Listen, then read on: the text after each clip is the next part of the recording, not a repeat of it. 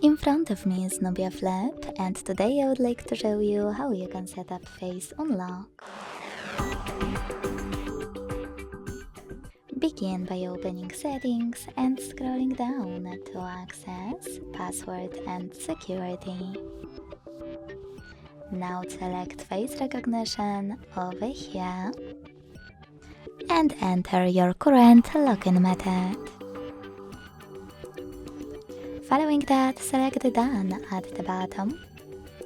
Click on this little icon next to Turn on Rise to Wake to disable or enable this option, and then hit Create Now at the bottom.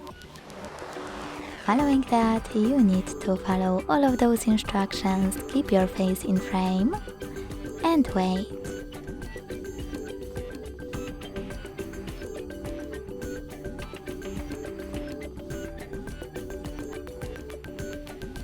Now operate all of those options however you wish to, and when you're finished, go back.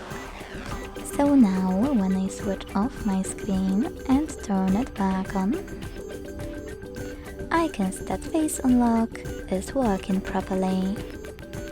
Thanks so much for watching. If you enjoyed this video, don't forget to leave a like, comment and subscribe. Bye!